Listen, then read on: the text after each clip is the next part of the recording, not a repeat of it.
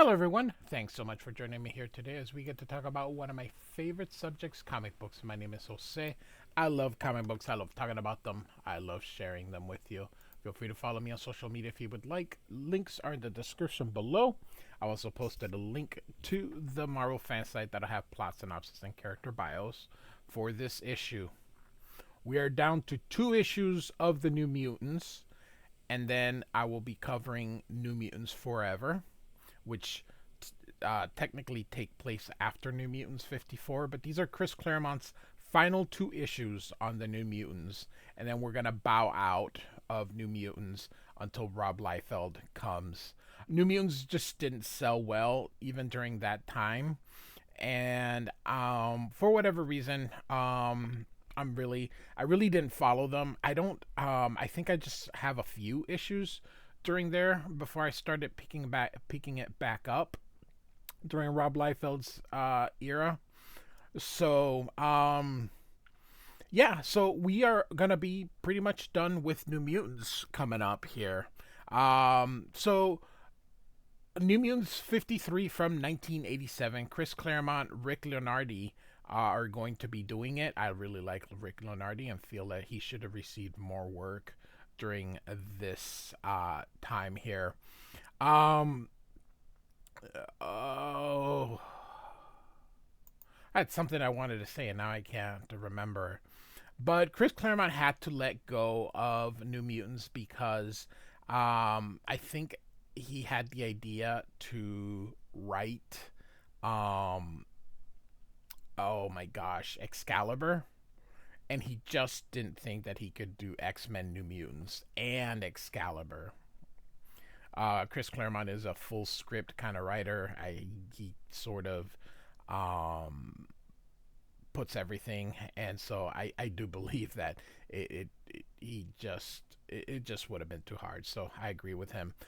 New Mutants, as I mentioned before, just didn't do very well under Louise Simonson. I like Louise; she did really well on X Factor, but for some reason, and it probably was the art and the type of stories that Louise was telling, it just didn't do well. So I figure I'm just gonna quit covering it. So after New Mutants, we'll wait for Excalibur. We'll pick that up. We'll pick up Wolverine when it comes through. But for the most part, we're gonna be looking at X-Men only for a little bit. So cover here by Leonardi and Terry Austin. He's turned her into circuitry. And stop it, Doug. You'll kill her. As we see a Doug Ramsey Cypher who is infected by the transmode virus here. We have Cannonball, we have Magma, we have Rain, Wolfsbane, and then we have Danny here. Oh my gosh, Mirage. So, and we're gonna start out with Magnification here. Doug basically has the transmode virus here on him. Seduced and Abandoned. Chris Claremont writer, Rick Leonardi pencils, Terry Austin inks. Orzakowski, oh my gosh, my dude could come up with a ton of words. And Jim Shooter and Ann Nocenti continue the editorial. And so we're going to go really fast through this time because you're going to see this is a big trope of Claremont to kind of give action to a comic book that otherwise wouldn't have it. So we see that the New Mutants are nicely dressed, and Cannonball touches him. He ends up becoming transmode. He sees it here, and then he starts touching everybody, and transmode, whatever. With everybody, Doug is like, I'm sorry, what have I done? He runs out, and Warlock has now become the new Magus, and now Doug is going to have to battle Warlock forever, and then it turns out it was all a dream. But is it? Because all of a sudden we see this is, I think, a story that Claremont was going to tell. Whether Louise Simonson continued this or not is Something I do not know because I bowed out. And like I said, I picked it up during. I think the only issues prior to Liefeld that I picked up were the ones with Follow the Mutants, which was really weird. And so we're in New York City, and you see a limousine and a taxi cab, and this guy pays $1 million for a statue, and he's like, oh my gosh, I would have paid even more. He thinks that this is the key to his admission to the inner circle, and so that he'll get to be with the Lord's Cardinal. This is really where Chris Claremont was doing his work with the Hellfire Club, because the X-Men were kind of moving on a different direction. So he was using the New Mutants to do that. But unfortunately, as I mentioned, there's only 2 issues left, including this one. So this is going to be it. And so they teleported them away from where they were supposed to go. And she says, I didn't want to risk being seen. So he tells Magma to use her power and clear a path, and off they go. They're saying, hey, how come we're going here? And Magneto says, I said Magneto, not Magneto. I thought you enjoyed the excursion, especially to a party. Begging your pardon, headmaster, but it's being held at a Hellfire Club. As they, revered teacher, have ever been the sworn foes of Xavier's school. And Magneto says, that changed, Amara, when I joined the Lord's Cardinal as the White Queen. And Ileana says, is that revelation, O fearless Stitch, supposed to fill us with confidence? And so they think a little bit, and here she notices something about Cypher. She says, are you okay? He says, nerves. It's kind of weird making nice with people who try to enslave and kill you. And he says, no problem, Blondie. If there's trouble, I'll make doubly sure to protect you. And he's like, I don't want your protection. I don't need it. I can take care of myself. So Doug is feeling a little bit, because his power is kind of useless in fights. And so this taxi was about to hit him, and she teleports him away. And she's like, hey, we take care of each other. He's like, especially Doug, because without Warlock to be his muscles, he's helpless as a baby. So during this time, Sunspot and Warlock were in the Fallen Angels limited series, which Louise Simonson had begun. And so, anyway, Ileana says, you really believe that? And he says, my powers is languages. Other than that, I'm just an ordinary person, and I'm not much use in the fight, especially among these Hellfire Creeps. Only it reminds me of how vulnerable I am. And so Sebastian says, as Black King Magneto, in the name of the Lord's Cardinal, I bid you and your students welcome to our gala.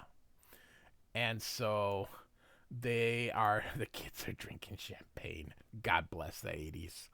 And so they take a look up there and they see the Hellions. And Ileana goes, man, Belasco would have loved it, would have felt at home, as I do. So Ileana was giving into her darker side.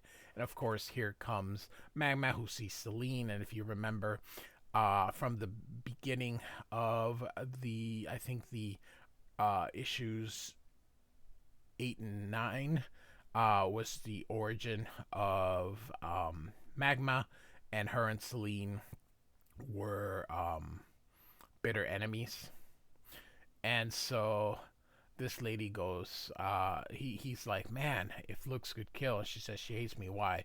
And Selene says, a trifling matter. I killed her mother. So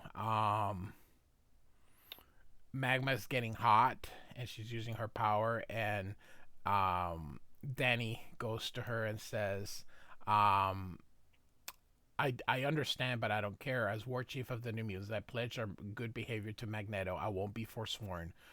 You save your private vendetta for later. Is that clear? And Selene is all like, I trust they won't cause any unpleasantness. And Magneto says, I'm sure they will not. And then he's like, man, maybe bringing the kids here was a mistake. So here comes Tarot, and she's kind of making moves on Cypher, and she's trying to be nice, but because he's already in a pissy mood, he kind of talks back to her. And Empath is like, man, I didn't even have to do anything. And these two is so mean. Ileana's behind him, and remember, he's scared of Ileana because she sent them to hell. And he grabs him. He's like, hey, cute, shall we boogie? Was that your little scene? He's like, no. And so his power, of course, doesn't work on her. And she says, too bad, because if I'd used your empathic talent, manipulation to emotion, I'd be honored to retaliate. He's like, no. Remember the lovely time you had when I last teleported you to Limbo? He's like, please, give me an excuse, honey bunch, the smallest excuse, and you're gone. Of course, he's like, empath has gone white as a corpse. Atlanta sure puts fear into him, says, oh my goodness, Danny. And then this is Warpath, who ends up joining X Force. He is the brother of Thunderbird. I should object, but Empath's the kind who needs strong reminders every so often on how to act. And so she says, hey, how can you be a member of the Hellions, especially their leader? And he's like, hey, your leader's the new White King. So, anyway, so they continue talking here. Meanwhile, Cat's Eye surprises her, and she turns into a cat, and Rain turns into a werewolf. So like a werecat and a werewolf, and the two are like super happy. And she's like, oh, she transformed. Let's go find her. And so meanwhile, the other guys, the Hellions and the New Mutants just sort of have an antagonistic relationship here. And then this is Jetstream, who basically has the same powers as Cannonball here. And him and Amara seem to be hitting it off, which of course makes Cannonball jealous here. And then that guy brings in this statue, and Amara says, no, that was with our family. He's like, nope. And so he brings it as a gift, and Selene looks at it, and she says, this is a forgery, and tosses and breaks the statue. So this guy paid $1 million for nothing here. So here's Roulette here, and she is going to help Cypher win, but she of course doesn't. Her power is luck, and so that's gonna come back later. And so they're looking for the other guys, but for Wolfsbane and Cat's Eye, and the guards tell them, hey, get out of here. So here they go, and this guy's like, I'm gonna beat this kid. He goes all in, and he calls, and he says, 4 nines, read them and weep. He says, not tonight. And she goes, let's celebrate. And so they go through, and this lady brings champagne and caviar, and gets surprised by Cat's Eye and Wolfsbane.